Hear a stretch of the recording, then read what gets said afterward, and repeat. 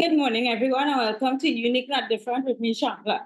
Today, I have two youth advocates. One, Jafia Noble, who is a youth advocate, as I mentioned, and a law student. And I also have Chelsea Arankisoon, who is a student, a special ed student, and an advocate for children with exceptionalities, as she would say. So, good morning, team. How are you doing? I would start with Jafia. Jafia, good morning. So today's topic is about neurodivergence, especially among children. So from your perspective, what is neurodivergent? Good morning, Shamla, and I want to say thank you for having me and thank you for that question. So, from my perspective, and I would say my understanding, neurodivergence are children with autism or other disabilities where they process information or things overall different from typical human beings. And I think that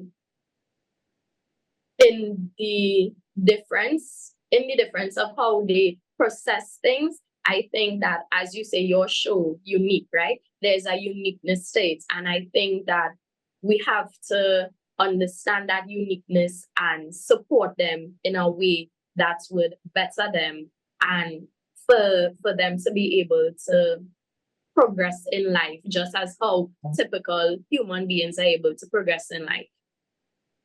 Chelsea, she mentioned that, children with autism, persons with autism, but who are others who are considered neurodivergent?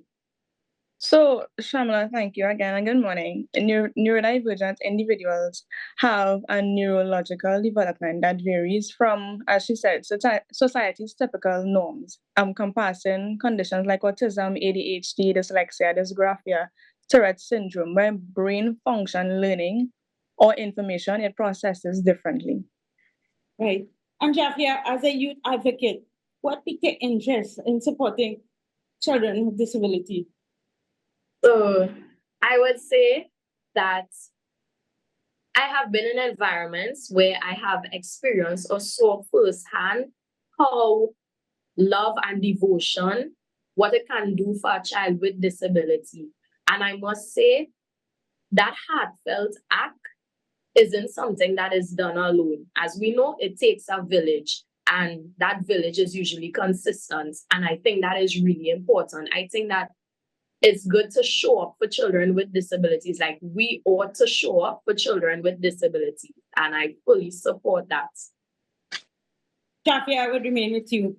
What are some obstacles faced by amongst children with disabilities, right? And being a law student, what do you see in terms of, given your knowledge currently, what do you see it as being? Is it currently being an injustice to children with disabilities?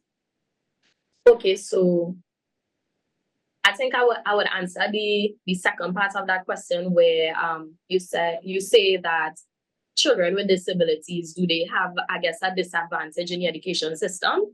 I would say that personally, my opinion is that how people without disabilities, we have plenty, and this is me speaking based on the knowledge that I currently have. So please forgive me if I do not sound too knowledgeable on the things that are up to date, right? So how we have facilities that we could use, how we have programs like after school programs, during school programs that we could go to partake in, and I think better our character, us as a human being overall. I think that children with disabilities should have the same as well.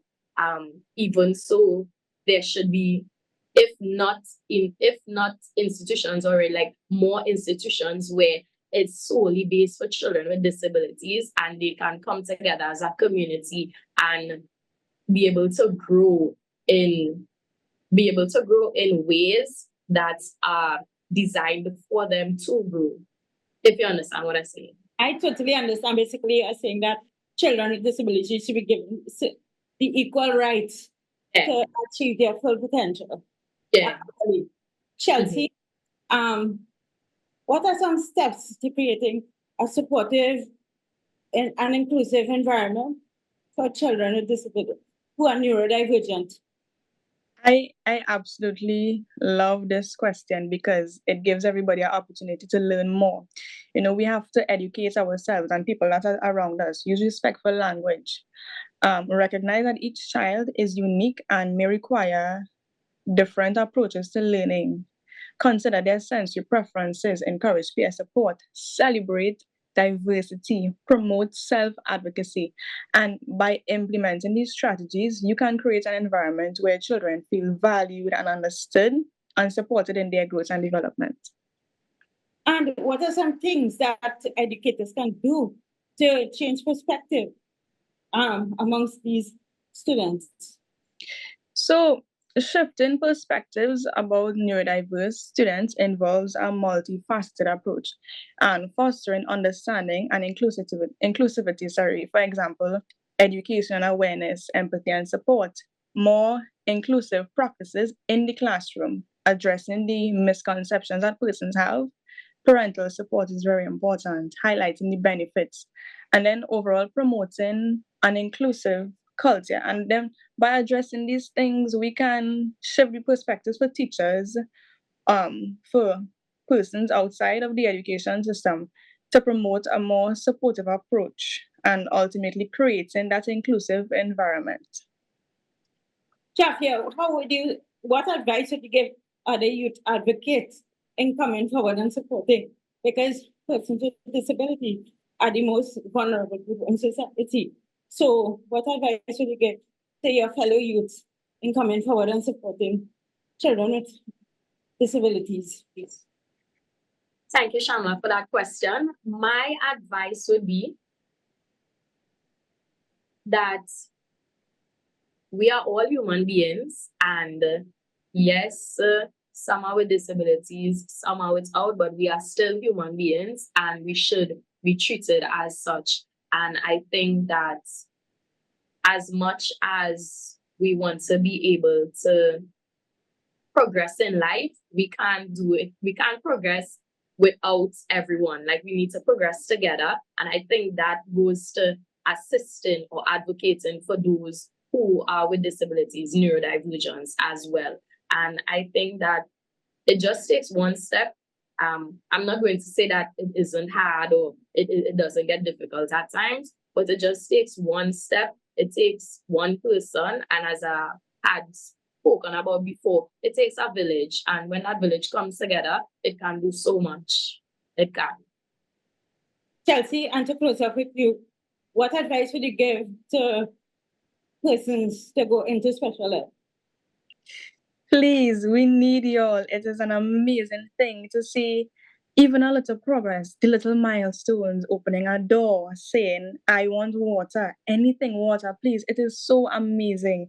It is rewarding to see how these children can light up by just doing simple tasks, to see the parents feel that love and support that we are giving to those children. We need the educators, we need those special educators, we need the support. Please, it is a lovely thing, the most rewarding job in the entire world. These children are so loving. Please, we need you. Chelsea, Jafia, I think you're example to other youths in this society. You both are inspiration, given what's going on in our country right now. And I think more people should hear from you more often. So with that being said, guys, I want to say thank you so much for tuning in to this week's segment of Unique and Different. As I always say, be good, do good. Bye, everyone. Bye.